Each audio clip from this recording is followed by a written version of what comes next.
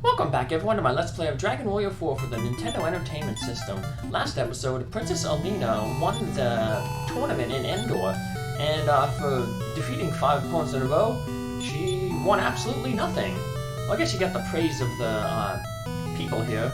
Some of them changed their dialogue, so I'll be just grabbing some of the new dialogue that people said. So yeah, we've turned out the people already found out that, you know, hey, a woman won the tournament, some will actually know our name, and will congratulate us. The guards will basically say congrats on your thing. The prize for the tournament was going to be the hand of the Princess of Endor in marriage, but if a woman won, then the king said that she wouldn't have to marry, so yep, so the Princess of Santeem is off the hook. She's really happy about that because she did not want to have to potentially marry Necrosaro, who was the other participant in the tournament who managed to defeat 5 opponents in a row. But he disappeared, and strangely, when he disappeared, all the monsters disappeared too. So and one of the guys here is about to tell us that. See, monsters stopped appearing. One thing that did appear was that evil cloud that was overhead, and seemed to be heading over to the west, back to Santeem Castle. So we should head back to Santeem Castle. Actually, a soldier told us that we need to head back to Santeem Castle ASAP, but as I mentioned in the last episode, there was no real time constraint. You can spend as much time as you want here, and we're going to spend this final little bit of time here just gambling away. Since Princess Alena didn't win anything for winning the tournament, let's see if she can win anything in the casino. Your casino coins and your money doesn't carry over into future chapters. Your items do, so let's see if we can maybe win a few items at the casino.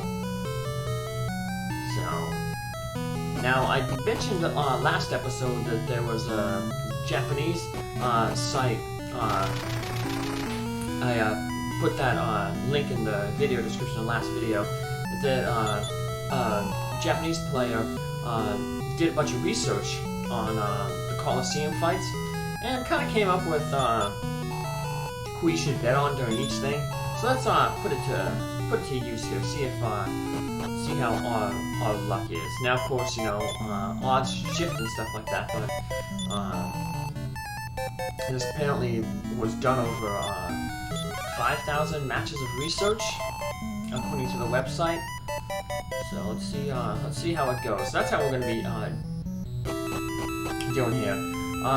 You could, if you're playing on an emulator like how I am.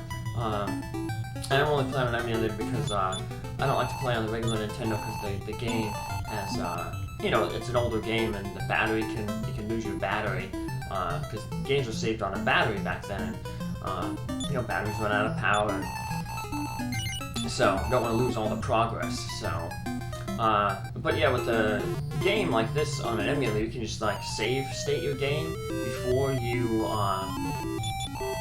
can state your game before you bet. And then if you lose, you know, just reset the bet. But I'm not going to cheat like that, so if I do win coins, I'm going to do it, fairly. So this one is a pretty good option for the metal slime to win, even though you don't, win a lot of money. So I'm doing these battles in double speed, just to get them over with quicker. You have no control over the battle, so there's no reason for us to watch it at its normal speed. So, with its insane defense, the winning percentage of the metal slime is 81% according to the website. So, surprisingly, this one is, even though you figure that I would have the best odds to win, because they have such a low betting rank on them. Apparently, the butterfly dragons have a better chance to win because the butterfly dragons can cast the heal spell, to heal themselves up. So that's what happened here. Surprisingly though, every time I didn't bet, I bet against the giant eyeball. The giant eyeball won. So I was like, well, I can't go, you know, even though the thing says the giant eyeball has a really low chance to win, I was like, well, what the heck, I'll go for that one. So this pixie one, every single one has a 25% chance. So they basically said that if you have a 25% chance, if you have all 4 enemy types the same, look for the ones that have the same odds, and that has the worst odds, and bet on one of them. So that's what I did, and hey, it paid out, so. Now we can bet those 265. Now this one, everything looks pretty good in terms of like winning. The sea slime over there has the best chance at 37%. The regular slime has the worst chance at only 16%. So of course, I went with the odds and went with the red slime, and I lost. So yeah, not very good. They said never bet on the slime, but sometimes it messes up, so that's the problem with gambling. Now with this battle, you want to bet on the flying rat, the Ella rat there. It has a 58% chance of time to win, so we didn't win too much money because of that, but still, it was pretty good odds, like I said, that we'd win there. So this one, the Grizzle Saber, even though it has the worst odds, it's considered to have the best chance of winning over 51% of the time. The orc has the lowest percent, so they say never bet on the orc. But I just got unlucky here, and the Corduroy puts it out. Yeah, the Saber has a 51% chance to win, the Corduroy 44%, and the orc only 5% of the time. So, not played the odds, and unfortunately didn't work out for me there. So this is another weird one where I went with the best odds according to this thing, and I just get so unlucky. The best odds are on the Razor Wind, but if the Razor Wind loses, good one to go with is the Crested Viper. So I went with the Razor Wind, but every time I went with Razor Wind, the Crescent Viper always won for me. So if I ever went with Crescent Viper, then the Razor Wind would win. So it was, to me it seems like only those two can ever win. Even though the research says that the Fly Monster is the second most likely to win. But I've never had the Fly Monster win. So now with this battle, I've always had the Troglodyte win.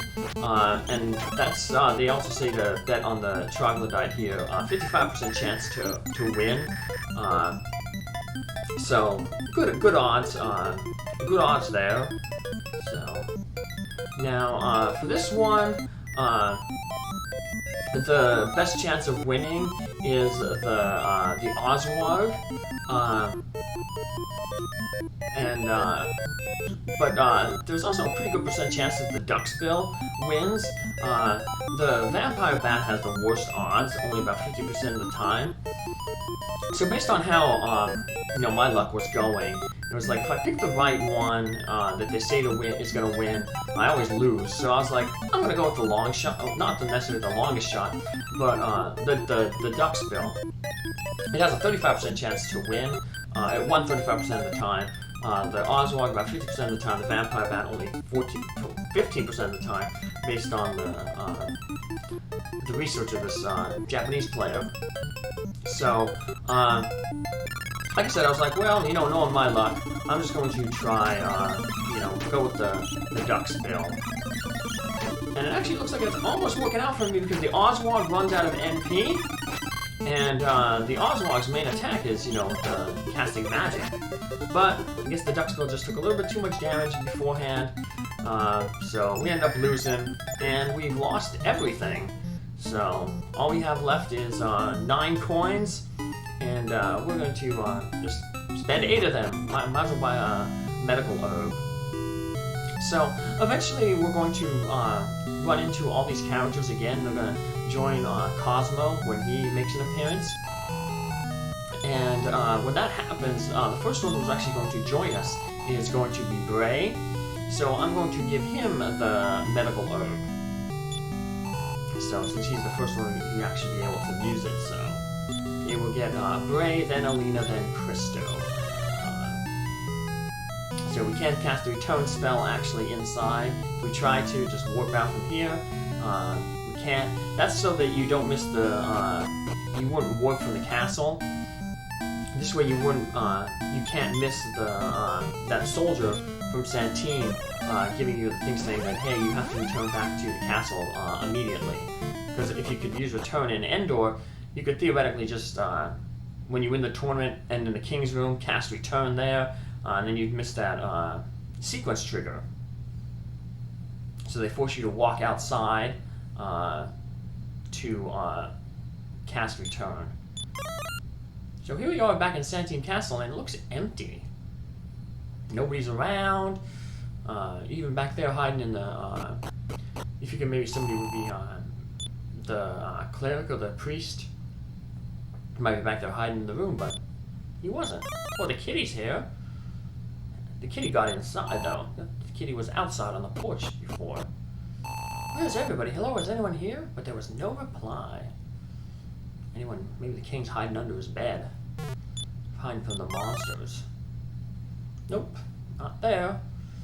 We'll drop back down and we'll get Brey's observation once again when we get to the second floor here. He's like, how strange, what happened? Maybe Gauze, the guy who lives in the back shed, is around.